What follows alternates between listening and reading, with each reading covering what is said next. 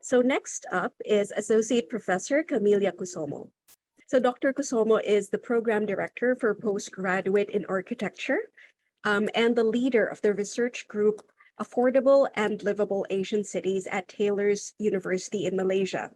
Her research interests include sustainable urban design and architecture, social housing, community engagement, and urban heritage. So good afternoon, Dr. Kusumo. You may go ahead.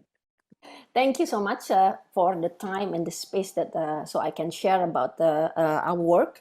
So I'm here on behalf also of my colleagues, Ms. Hema Lechamanan, Architects Lee Ce and Kui Liang Jun. So today, what I'm going to share is not much about the academic sides of the project, but much more about the implementation, the stories of the project. So in the first part, I will just briefly explain how did we come up actually with this project, and secondly about the implementation, and finally about the evaluation, what have we learned actually from this community development projects. So this project, in fact, started as a research project initially. So we wanted actually to investigate the issues in Klang. It is a town about 40 kilometers the west of Kuala Lumpur, because this town has a high criminality rate, low education attainment among the urban poor, and high dropout rates among the elementary and high school children. And gangsterism activities often flourish also around the school vicinity in Klang. So we started actually this research by engaging the community. So we talked actually to the community leaders, NGOs, and we had actually several focus group discussion to discuss about this issue, to find out what was the cause of this issue. And then it revealed from our discussion that many children in Klang consider not only that the school as an unsafe space, but also their home environment is not conducive for learning. So too many distraction, no encouragement, and no space at home. And most of the research focuses often at school environment, while in fact education curriculum is designed that the children learn for half of the time at school and the other half of the time should be done at home. So the research started to make a turn, because we realized that we should change the focus of our research to the home environment instead of just the school. And because of this, then we started actually to have idea that maybe because in our discussion with the NGOs, the NGOs also found the frustration to us when we interview them, and they say, "Come on, another interview? Another researcher came to us. What are you going to do? Are you going to do research? What is research? Paper? Another research paper? So what? Then what it is for us?" This actually shocked us. It really, we were perplexed actually with this kind of response, and we realized, come on, we need to do something real, something impactful for this community. We shouldn't actually treat them just an object, but also as a partner that actually where we are doing research and project together. And so from that research, we know that there is insufficient space for children. So, and at the same time, actually, we got the grant at that moment from the Urbanist Malaysia, which is the representative of the Ministry of Government and Housing. Basically, it was in conjunction with Malaysia Urban Forum event. So we got a grant, and they say just the grant can be used for anything. Just think about the future of Malaysian cities. So we thought, instead of just do another futuristic hypothetical design, why don't we do something real?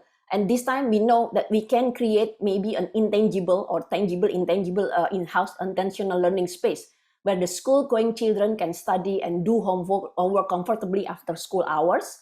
And we actually do it with the intention that this project should be actually replicable. That's why the cost has to be minimal.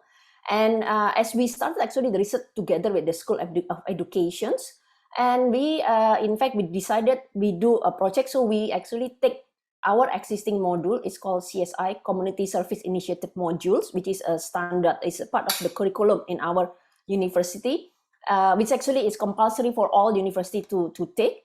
And usually they take this in their second year at the undergraduate level. So there is actually They are semester 2, semester 3, sometimes semester 4 students. And this is a combination of the architect to be and the teacher to be, because it's a learning space. The space is actually, of course, the part of architects, but the learning part, the education, School of Education students are much more familiar with the pedagogical and social aspect of the children. So the students started to work together, and as we know also that similar actually to major cities in Southeast Asia and developing countries, Malaysia also experiences rapid growth of urbanization, and consequently many urban in Malaysia are facing a high housing demand for low and middle income group. And to address this issue, the government has encouraged the high-rise typology for the development of affordable housing and built millions of public high-rise housing in the last decade. However, this public housing is, of course, some is actually built by the private developer, and many of them actually built by the government. But many of these low-cost housing was not built with the good standard. So very often actually it has a poor indoor environment quality, and it has overcrowded occupation. So often it's not only just 4, sometimes 8 family member live in the 650 square feet of a flat. So we after a discussion with the some of the community leader, the NGO, and the government as well, so we selected, or we identify actually this location, the flat Taman Seri Berembang in Port Klang. So this is where actually we started, actually our research. This flat was built by private developer about in the 80s. The condition is badly maintained, very small units, and lack even public amenities and facilities. And for the second project, actually, we chose a location in Selangor, which is only 20 kilometers actually from Kuala Lumpur, so it's a bit closer to Kuala Lumpur. And this time, this project is built by the Ministry of Housing and Local Government, so the condition is a bit better.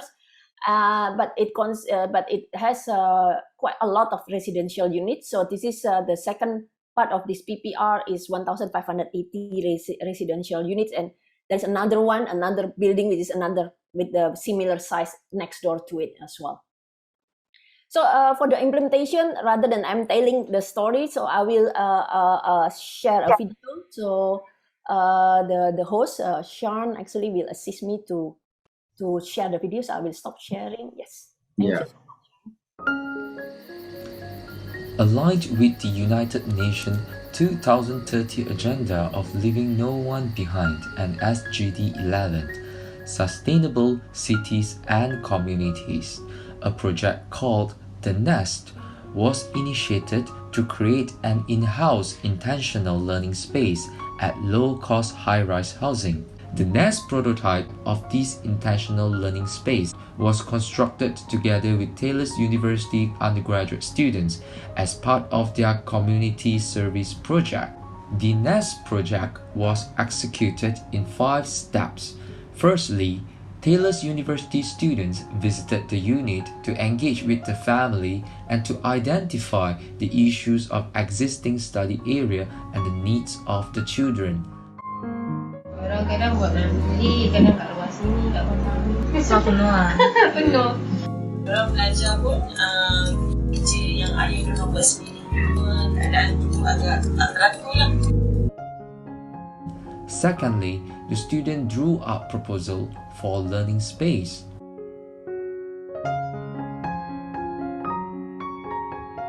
Thirdly, the students presented and discussed the proposal with the families. Fourthly, the students prepared and obtained the necessary materials. Costs of creating this learning space are kept at an affordable level of 500 ringgit. This is in line with the SGD of developing the quality of lives and building resilience of urban communities living in poverty. They were encouraged to recycle and repurpose the items in the house as much as possible to keep the cost low and to encourage more families to create learning spaces in their own homes. Finally, the students created the nest on site by clearing the intended room and remodeled the space according to agreed proposal.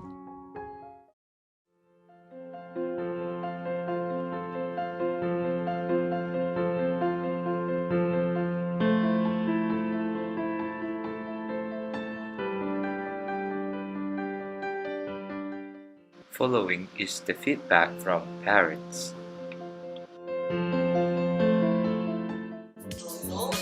Meja rasa kepuasan dan memilih. Okay, mereka pun macam meja dapat semua meja dengan selesa dia orang nak belajar, dengan tempat dia orang nak letak sendiri kan. Dia orang rasa puas hati, selesa lah. Tak sabar nak masuk bilik sendiri. Thank you very much lah because you punya effort. Because macam kita pun we have our own station walaupun we pun feel excited right. So mesti kita macam line up siapkan untuk like this for student because dia of course the money so 很满意，很满意一下，比较有空间给我的小孩子啊，没有这么散的孩子，one by one 来做，对对，每个人有自己私人空间，对对比较好。对。 Gembira lah, seronok. Anak-anak ada ruang untuk belajar. Ni tengok bila dia buat kerja sekolah, sekarang duduk kat bawah sajalah. Dan bilik ni kan dapat untuk meja untuk orang belajar tu. Saya suka lah, gembira lah. Apa yang saya suka? Ada lantai belajar, ada meja, ada katil. Suka kan? Kawan. So nak cakap apa kat diorang? nampak ceria anak-anak suka lepak kat sini daripada pukul bangun pagi tu siap-siap mandi terus macam berkumpul dengan adik-beradik kan untuk yang macam tak berapa pandai boleh terangkan kat sini. Ceria, suka, baik. Lepas tu suasana dan jadi baik. Baik, lepas tu kita suka belajar.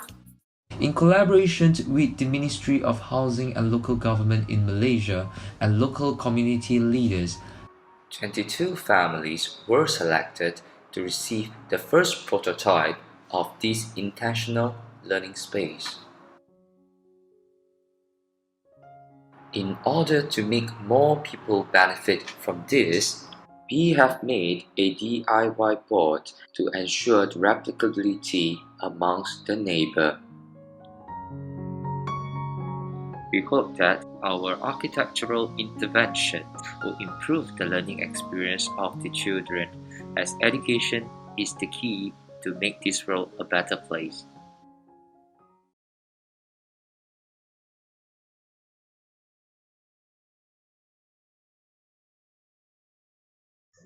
Great, wonderful.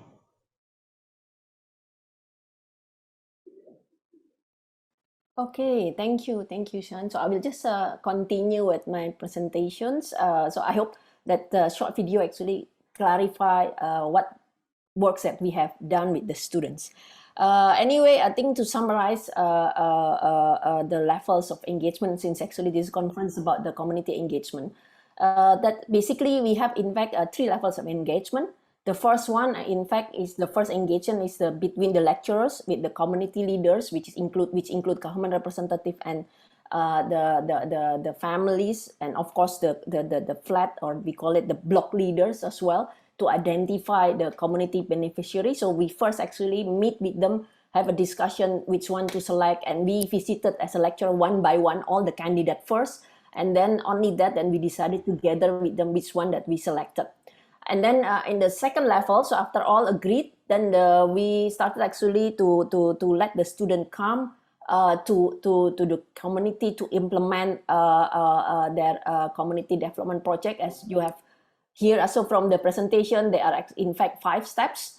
So basically they don't come with a ready plan, so they have to visit the house, they have to engage with the families, and especially with the children, to understand their need, their strengths, what do they like, what is their hobbies, and then design according to the need of the children. So the children are the real client, not the parents. And of course doing some negotiation, because sometimes they have big family, so that the brothers like it in their room, but the sister like it in the other room. So this kind of negotiation has happened also with the student, while the lecturer just become a facilitator. So often, most of the time, actually, the lecturer will not be there.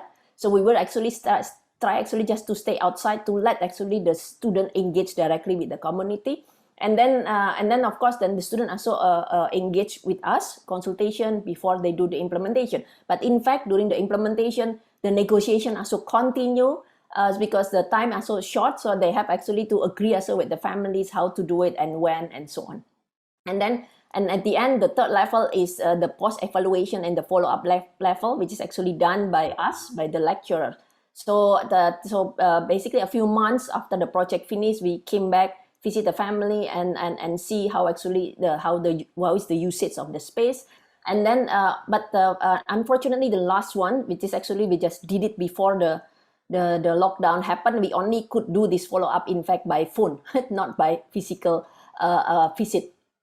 And then, just to show actually how actually we have improved the learning space inside the house. Of course, we improve the physical space in terms of lighting, the acoustic, the thermal comfort, and the furniture. So the furniture most of the time is economic, so it's tailor-made actually for the children. Often is adjustable and foldable because this space often is actually a multi-use space, hybrid. So during the daytime can be a learning space, but in the evening it can be a sleeping place. But it's because, as you remember, the house is actually relatively small.